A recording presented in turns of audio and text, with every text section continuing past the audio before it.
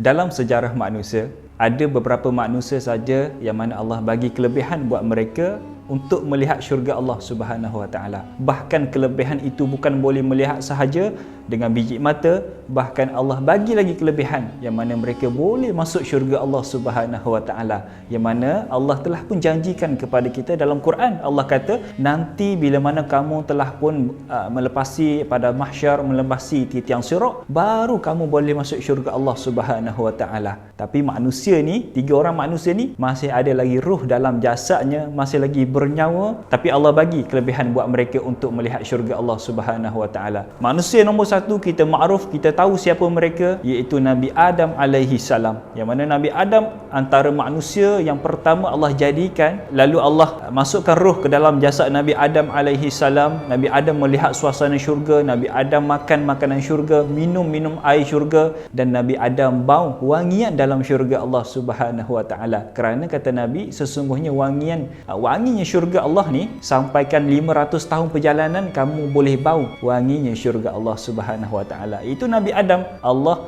muliakan Nabi Adam alaihi salam untuk merasai macam mana syurga Allah Subhanahu Wa Taala. Lalu bila mana diturunkan, kata para ulama, bila mana Nabi Adam diturunkan ke bumi, Nabi Adam tidak ada selera makan. Kerana apa? Kerana makanan di bumi tak sesedap makanan di syurga. Minuman di bumi tak sesedap minuman di syurga. Dan manusia nombor dua yang Allah muliakan untuk melihat syurga adalah Nabi Idris alaihi salam. Nabi Idris ni kita tahu seorang Nabi yang banyak berzikir kepada Allah Subhanahu Wa Taala. Saking banyaknya Nabi Idris alaihi salam berzikir kepada Allah, sehingga kan para malaikat ni tahu bila mana mereka dengar satu suara di langit, inilah suara Idris alaihi salam yang tengah memuji Allah Subhanahu Wa Taala.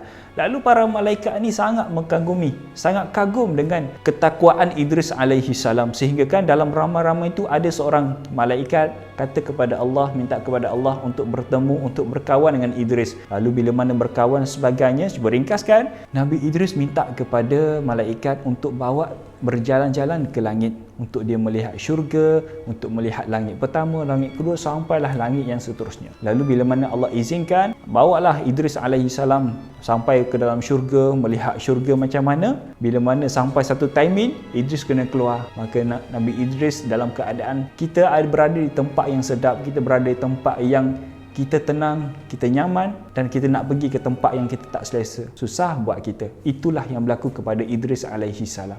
Nabi yang seterusnya adalah Nabi Muhammad sallallahu alaihi wasallam, yang mana diisrakan dan dimi'rajkan oleh Allah, dimi'rajkan dengan fizikal Nabi sallallahu alaihi wasallam, bukan dengan ruh tapi dengan fizikal Nabi. Nabi melihat dengan dua biji mata Nabi, Nabi merasai macam mana suasana syurga Allah Subhanahu Wa Taala. Disebabkan itulah Nabi boleh ceritakan kepada para sahabat bagaimana suasana syurga, air syurga, adanya air susu, adanya air arak, adanya air, macam-macam air ada di syurga, dan wangian dalam syurga tu macam mana, kenderaan dalam syurga pun Nabi ceritakan kepada kita, dan luasnya syurga Allah Subhanahu Wa Taala. Semua itu Allah muliakan tiga orang ini, yang mana mereka boleh melihat syurga Allah Subhanahu Wa Taala.